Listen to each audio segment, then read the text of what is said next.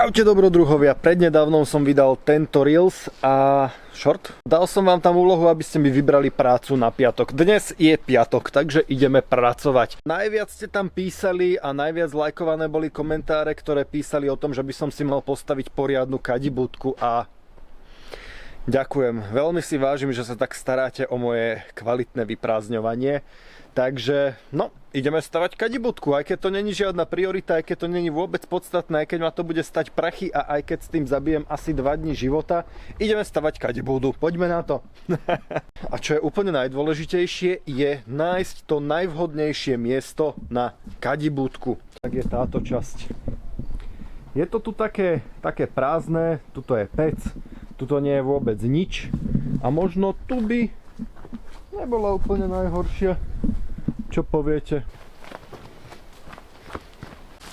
Poďme to tam zarovnať a pripraviť si podložie pre srací díru.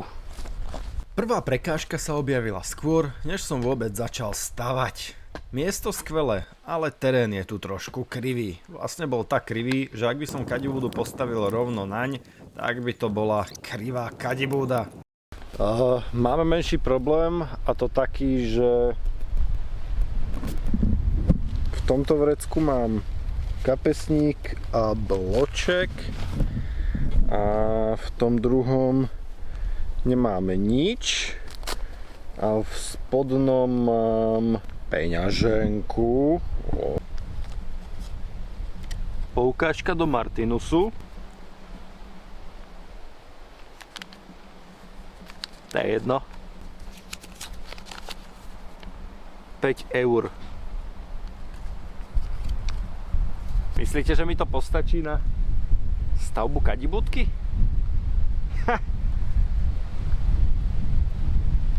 Uvidíme. Problém je v tomto svahu. Tuto to budem musieť nejako vyukladať. Pravdepodobne kameňmi, nech sa mi to nezosúva a urobiť tu nejaké schodište. Malý oporný kamenný múrik nebude slúžiť len na to, aby zachytil zosúvajúcu sa hlinu, ale aj ako taký estetický doplnok. Myslím si, že múrik s kameňou sa sem hodí absolútne perfektne.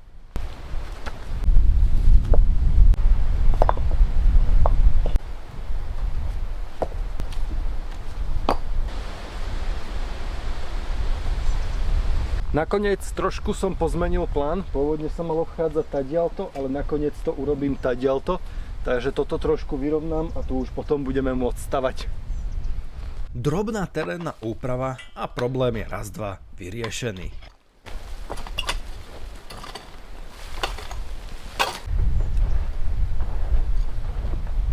Rozmohol sa nám tu taký nešvar. Viac ako polovica sledovateľov týchto videí nie je prihlásená na odber.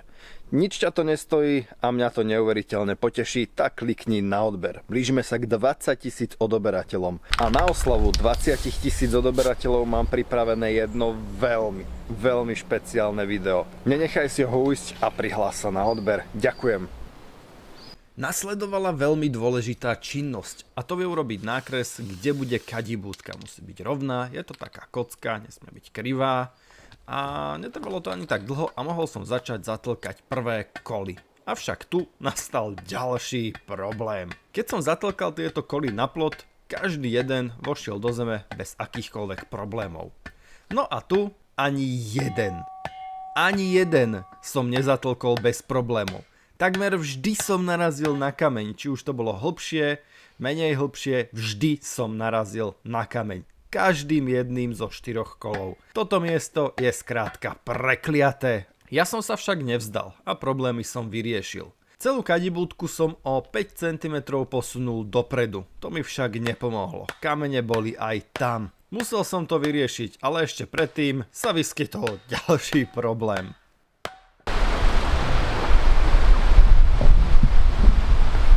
To bude asi veľký Armagedon. Poriadny vietor sa spustil. Ja som akurát začal robiť s tými lištami, ale toto asi radšej utekam skovávať veci, pretože fúha, riadny vietor. Ohromný vietor ma nemohol zastaviť. Nadáž to zatiaľ nevyzeralo a preto som sa pustil späť do roboty odhodlaný tie kamene prekonať. Bolo ich tam však skutočne mnoho. Musel som začať tie kamene vykopávať, inak som nemal žiadnu šancu tam tie koly zatlcť. No a neboli to len tak malé kamienky, boli to skutočné balvany a zabralo mi poriadne dlhý čas, než som ich všetky zo zeme vykopal. Avšak stálo to za to. Stálo to veľa roboty a horko ťažko, ale zvládol som tam všetky 4 kolíky zatlcť.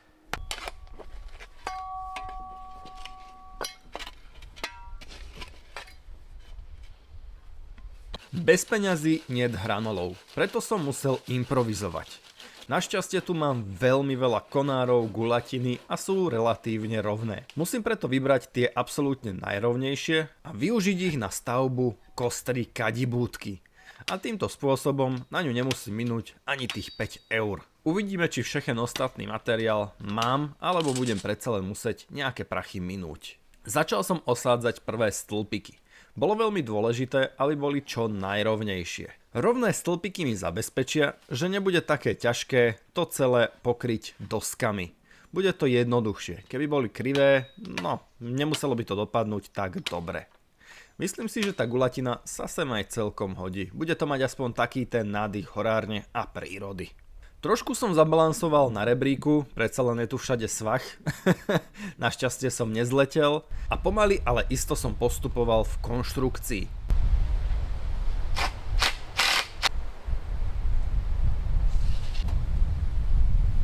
Ako ďalšia vec, prišli na rad dosky, ktoré tu musím napíliť a s nimi obložiť celú kadibúdku.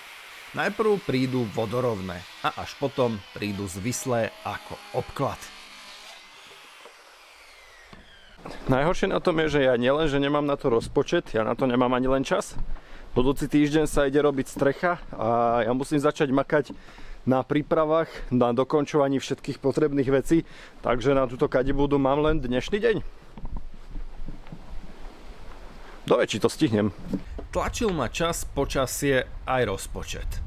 Avšak ja som sa nevzdával. Bol som odhodlaný, že dnes tá kadibúdka bude stať a ja sa v nej prvýkrát no, tá je jedno. Proste som postupoval v práci. Každý zavrtaný šróbik ma poháňal vpred, pretože to bola dokončená jedna časť roboty a kadibúdka vyzerala lepšie a lepšie a lepšie. Keď prišiel na radu samotný obklad, moja motivácia a odhodlanie dokončiť to boli na vrchole. Ale počasie ďalej nespolupracovalo. To naozaj nechce, aby som tú kadibúdku dokončil. Okrem všetkých prekážok, tak sa začína aj poriadne zmrákať a ja to musím dokončiť pred dažďom, pretože zajtra už na to skrátka čas mať nebudem. Takže idem poriadne makať. Ešte viac som pridal do tempa. Začal som rezať, vrtať a tak do kolečka. Nech to skrátka stihnem, stoj čo stoj. Na poli dokončená kadibúdka nie je nič moc. Navyše, keď na ňu nebudem mať nasledujúce dni vôbec čas. Priniesol som si poslednú várku narezaných dosiek a mohol som začať s jej osádzaním. A už vtedy som začal premýšľať nad jednou veľmi dôležitou vecou. A to budú dvere samotnej kadibúdky. Problém bol však v tom, že som spotreboval oveľa viac dreva, než som počítal. Míňam strašne veľa dosiek na tú kadibúdu. Musím to nejako vymysleť. Je to strašne veľa materiálu a budem potrebovať ešte plno dosiek na iné veci, predtým než dorazí ďalšia fúra dreva. Takže musím niekde pošetriť pár dosiek. Ale kde? To je problém. Po tuhom rozmýšľaní som niečo vymyslel. Mal som jedno ESO v rukáve. Ešte po pôvodných majiteľoch tu zostali nejaké nevyužité dvere. Haha, zapadnú tam. Myslel som si, že ich už iba vyhodím do koša. No pozrime sa, predsa len som im našiel nejaké jednoduché využitie. Bude to chcieť malé úpravy a esteticky to nebude vyzerať najlepšie. Ale dvere tam nejaké predsa len budú. Aj keď najradšej by som tam mal klasické, nejaké z dosiek porobené dvere so srdiečkom. Mám ja panty? Mám panty, mám. Osadiť panty do takýchto papundeklových dverí nie je také jednoduché. Nemôžete tam skrátka privrtať len tak šróbik. To by moc dlho nevydržalo. Máme to! Ešte strecha. Idem ďalej pracovať. Ešte potrebujem krytinu a ja by som nejakú starú mal mať tu. Hej, tam je bordelu. Sa mi dole nechce dávať, ale... Krytina bola poslednou prekážkou. A ja, keď už som dával dole tieto plechy, tak som vedel, že s touto krytinou nebude taká sranda. Je to stará krytina. A to poriadne hrubá. Rozrezať túto krytinu nebude žiadna sranda.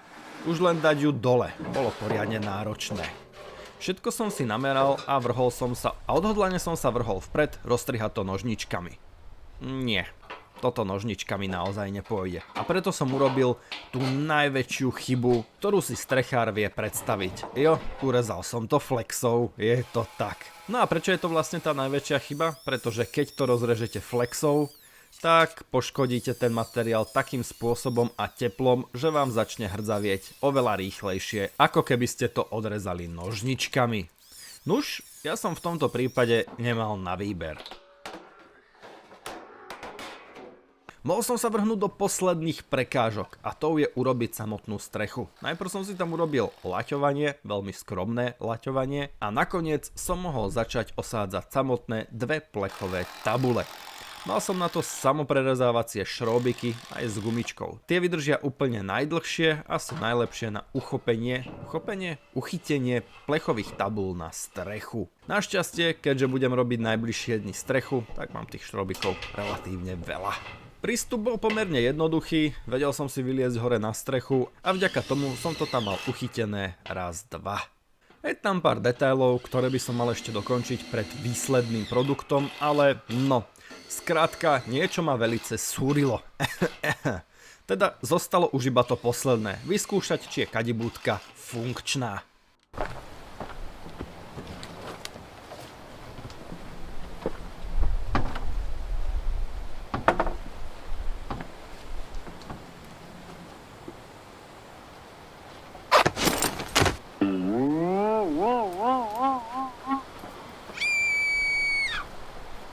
Kadibúdka funguje, ja z nej mám obrovskú radosť, nevyzerá najlepšie, ale to je všetko otázka viacej času a úprav. Konečne máme to najdôležitejšie, prvý ako tak funkčný záchod. Tá kadibúdka je hotová. Bol to taký speedrun na kadibúdku a má tam ešte nejaké nedokonalé veci, ako napríklad urobiť trošku estetickejšie, krajšie tie rohy, urobiť tu nejaké doplnky, nech to vyzerá trošku lepšie, tie dvere časom určite vymením, ale proste kadibúdka je hotová, zadanie je vybavené a ty kokšo, toto je prvý poriadny záchod alebo nejaký oddelený záchod, čo na horárni je. Po roku a pol, pekne. Hotovo, super, máme to, stihli sme to, dokázali sme to ľudia, máme to hotové, parádička. No a teraz už len upratať ten gigantický bordel. OK ľudia, ďakujem za zhliadnutie, určite sa prihláste na odber, dajte like, napíšte nejaký pekný komentár alebo video zdieľajte. Taktiež, ak chcete počuť a vidieť moje bizarné príhody z môjho života a nejaké osobné storytellingy, tak sa určite prihláste na členstvo na tomto kanále, pretože tam vzniká nová séria len pre členov, kde rozprávam svoje storytellingy. Jo, to je všetko, majte sa a ahojte.